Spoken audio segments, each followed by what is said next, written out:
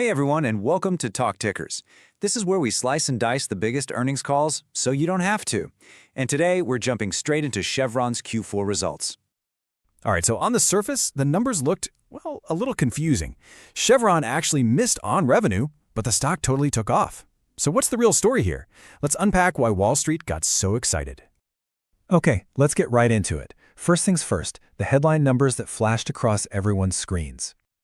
So Chevron's adjusted earnings per share came in at $1.52. And that was a pretty solid beat, actually. It came in 7 cents higher than what the analysts were expecting. But, and this is the part that threw people for a loop, their revenue was $46.87 billion. That was actually a miss, coming in about $280 million short of the estimates. So that's the big question, right? How do you miss on revenue but still see your stock jump? This is exactly what traders were asking themselves as these numbers hit the wire. Well, the market didn't seem to care about the revenue miss at all. In fact, it sent the stock soaring up over 3% and on some pretty heavy volume, too. Clearly, investors heard something in the earnings call that they really liked, something that went way beyond just those top-line numbers. And that's what we're going to dig into now. See, it's all about the story, the narrative that management painted during the call. That's what truly lit a fire under the stock. CEO Mike Wirth, he kicked things off with a really confident tone. He basically framed 2025 as a year where they just flat out executed, setting records, firing up major projects, and just making their whole portfolio stronger. And this is what the market really latched onto. Forget the revenue miss for a second. We're talking record production both globally and in the US. They managed to slash $1.5 billion in costs. They bought back $3 billion of their own stock just in Q4, and on top of all that, they bumped up the dividend by 4%. That's the stuff investors love to see. And this right here, this is the real kicker. It's about the momentum. Yeah, 2025 was a record year for production, that's great. But management came out and said they're expecting to grow production another 7 to 10% in 2026. That's a huge signal.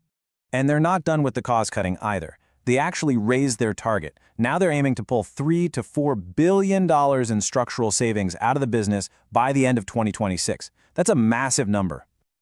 Okay, so let's zoom out a little bit. How does all this fit into the bigger picture? Let's talk context, and more importantly, what the big catalysts are that everyone's watching for now. This pop on earnings day isn't a fluke. If you look at the last 12 months, Chevron has been a real winner. It's not just beating the broader energy sector, the XLE, it's also outperforming the S&P 500. That's pretty impressive. So what's next? What could drive the stock from here?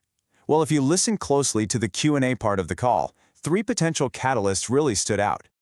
All right, here are the 3 big things to keep on your radar. First, Q1 production is expected to dip a bit because of some maintenance. The market wants to see that bounce back fast, proving it's just temporary. Second, there's the Venezuela wild card. If they get the right authorizations from the US, they could potentially boost production there by 50% over the next couple of years. And third, everyone's watching those buybacks. They've got a framework of 10 to 20 billion a year, and investors want to see them keep executing on that. So, let's put all the pieces together. What's our take on Chevron heading into the next quarter? Here's what we think. Based on all this, we're giving Chevron an outperform rating. We think the market has it right here, looking past any short-term bumps in the road and focusing on that really strong story of execution and shareholder returns. Okay, so how might you think about this from a trading perspective? Well, here's one plausible idea. The whole thesis is this. The market is pricing in that temporary production dip in Q1, but the underlying story of growing margins and huge cash returns is still completely intact. So the catalyst we're waiting for is the next earnings report. If that report confirms that production volumes are back on track and cash flow is strong, that could be the trigger for the next leg up. Now, for the trade itself, it's interesting because we saw a ton of put activity on earnings day. A contrarian bullish way to play this could be selling cash-secured puts below the current price. You'd collect some premium and you're basically betting the stock holds up from here. Or, of course, you could just initiate a long position, anticipating that move higher after Q1. And as always, just a quick reminder, this is not financial advice. It's for informational purposes only.